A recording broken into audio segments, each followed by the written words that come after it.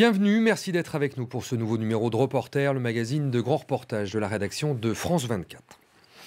Il y a 6 mois, un référendum était organisé en Crimée. À 97%, les habitants se déclaraient favorables au rattachement à la Russie. Aussitôt, Vladimir Poutine signait un traité par lequel la péninsule ukrainienne intégrait le territoire de la Fédération de Russie. Un acte d'annexion pour Kiev, le rétablissement de la justice historique pour une écrasante majorité de Russes et de russophones de Crimée. Aujourd'hui, malgré les protestations de la communauté internationale, la multiplication des sanctions contre la Russie, sur place, un État prend le pas sur un autre, de la monnaie au papier d'identité, des entreprises publiques aux banques, tout et tout le monde change de nationalité. Crimée, bon baiser de Russie, c'est un reportage de Ksenia Bolchakova et Véronika Dorman.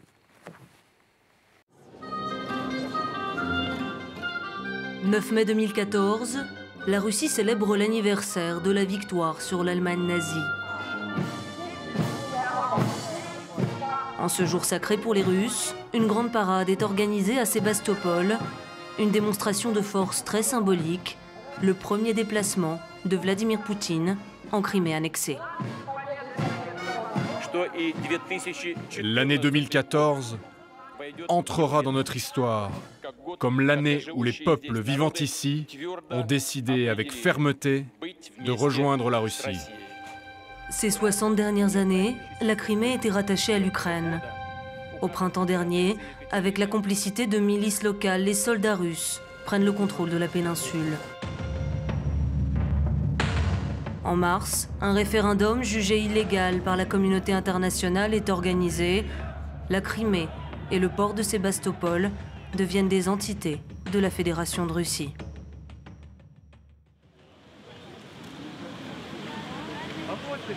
Ce bâtiment appartenait il y a peu à l'administration ukrainienne. Aujourd'hui, c'est un bureau des naturalisations russes. Nous en avons ouvert plus de 300 dans la péninsule, histoire de faciliter les démarches de nos citoyens. Et depuis des mois, ces couloirs ne désemplissent pas. Ce sont les nouveaux passeports rangés par ordre alphabétique. Par jour, dans toute la Crimée, on délivre quelque chose comme 20 000 documents. Comme tant d'autres, Valérie est venue récupérer le sien. Vérifiez s'il vous plaît que tout est correct, vos noms et prénoms et votre date de naissance. Pourquoi vous aviez besoin de ce passeport? D'abord parce que je suis devenu citoyen russe. J'ai voté pour la Russie au référendum. Et puis avec ça, je vais pouvoir poser des plaques russes sur ma voiture, obtenir un nouveau certificat de retraite. Tout commence par le passeport. Et depuis début mai, ils sont plus d'1,5 million à l'avoir obtenu. Je suis russe, vous comprenez, des pieds à la tête. J'ai vécu 31 ans en Ukraine, mais cette année, après 31 ans, je rentre en Russie.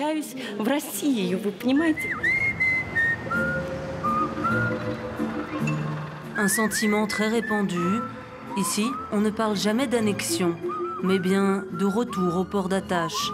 Un slogan lancé par Vladimir Poutine en personne et qui fait désormais partie du paysage.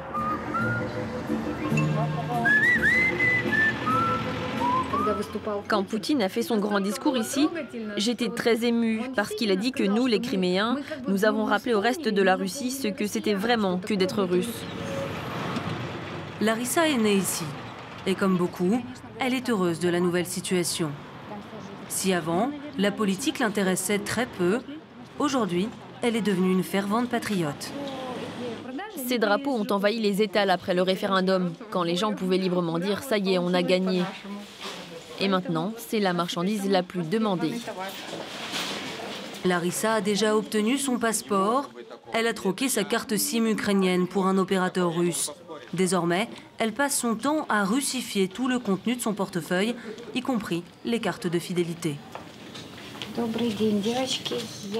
Bonjour mesdemoiselles, je suis membre de votre club. Je voudrais savoir ce qui a changé avec le passage sous juridiction russe. Rien madame, votre carte reste valide dans le nouveau système. Comme toutes les entreprises en Crimée, cette librairie a dû se signaler au fisc russe pour pouvoir continuer son activité. Nous sommes dans une période de transition durant laquelle nous devons modifier nos méthodes de fonctionnement. Et il vous reste aujourd'hui des livres en ukrainien? Non, ce trimestre, plus aucun. Et ce n'est pas une surprise. Depuis quelques mois, les attributs de l'ancien État disparaissent, les uns après les autres. Le rouble a remplacé la grivnia, les plaques d'immatriculation ukrainiennes sont dévissées.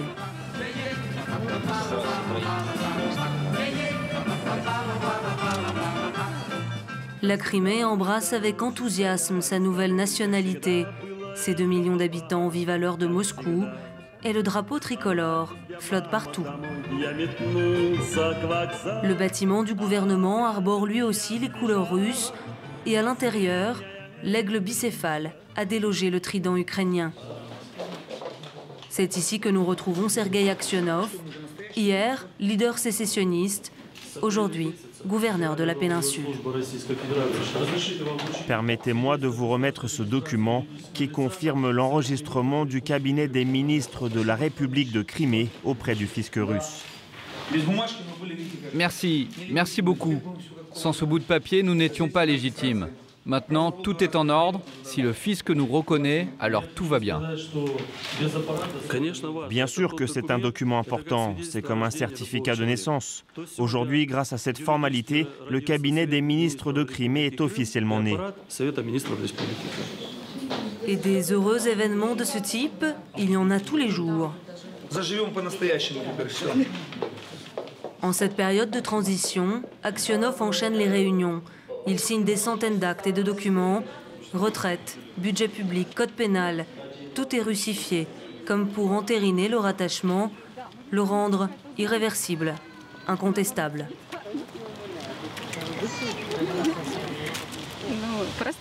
On ne sait pas ce qui va arriver maintenant, comment on doit vivre. C'est l'inconnu. C'est très dur de faire des plans pour l'avenir. Pour nous, c'est étrange, inacceptable. Nous sommes Ukrainiens, nous vivions sous des drapeaux ukrainiens pour l'Ukraine. On voulait que la Russie nous laisse tranquilles.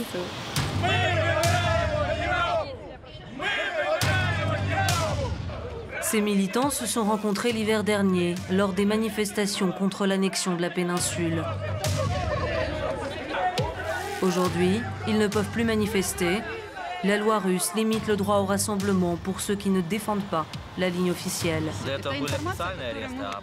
Et en Crimée, les couleurs de l'Ukraine sont devenues tabous. Vaut mieux pas se promener dans la rue avec ce genre de poster. Il paraît que maintenant c'est passible de 5 ans de prison.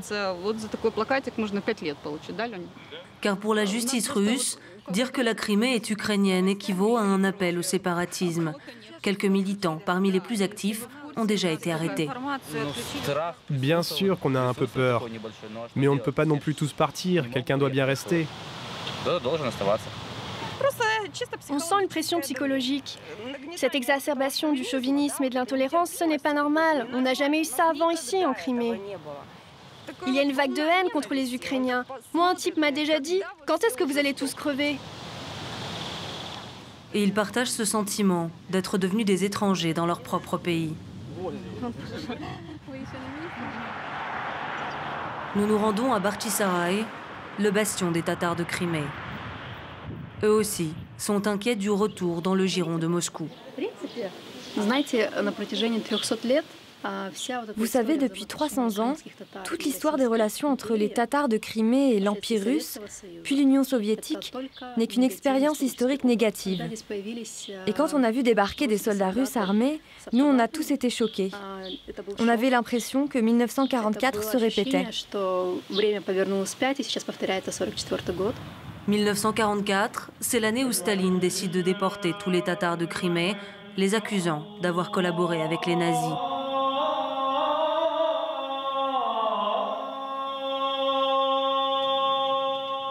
Nadj Fehmi milite pour les droits de la communauté. Née en Ouzbékistan, elle est revenue ici au début des années 90 avec sa famille, quand les autorités ukrainiennes ont laissé les Tatars se réinstaller sur leur terre natale, faire revivre leur religion, leur culture, leur artisanat traditionnel. L'Ukraine a ses défauts. Ce n'est pas un État parfait, loin de là. Mais pour ce qui est de la démocratie et des libertés individuelles, elle est beaucoup plus développée que la Russie. Et en 23 ans au sein de l'Ukraine, nous, les Tatars de Crimée, nous nous sommes habitués à être libres. Pourront-ils le rester? Face aux pressions exercées par Moscou, les anciens en doutent. Les principaux leaders de l'Assemblée des Tatars, le Medjelis, sont désormais interdits d'entrer sur le territoire. Les autres sont de plus en plus divisés. Certains membres du Medjelis sont entrés au gouvernement local. Nos frères tatars commencent à collaborer. Certains sont même très pro-russes. Ils disent « Enfin, nous sommes revenus en Russie ». Mais nous ne le reconnaissons pas. Nous considérons que la Russie a occupé la Crimée. Mais il faut bien vivre. Et la plupart des Tatars s'adaptent. Même si c'est à contre-cœur, ils prennent la nationalité russe, comme Madame Lilia, une doyenne du quartier.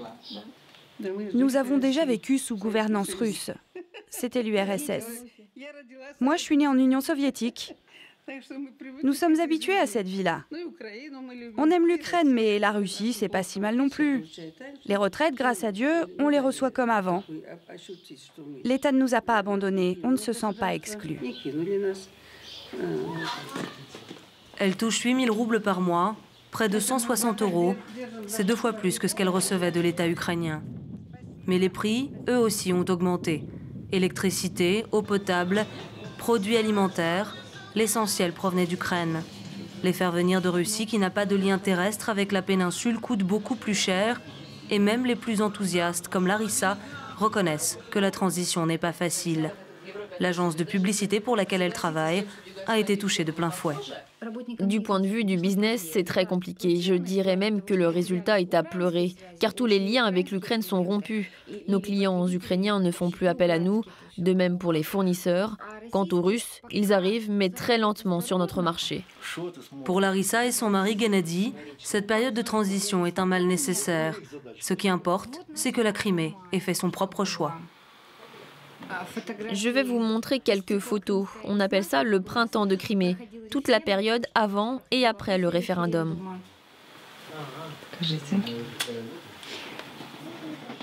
Chez nous, il y avait un vrai rejet du Maïdan qui criait au nom du pays tout entier qu'il voulait vivre autrement, se débarrasser de Yanukovych. Mais personne ne nous a demandé notre avis, pas plus qu'aux habitants du sud-est de l'Ukraine. Et quand le Maïdan a gagné, j'ai compris que ça, ce n'était plus mon pays. Quand le référendum est passé, c'est comme si un poids était tombé. Et bien sûr, je ne m'attendais pas à ce qu'on nous bichonne.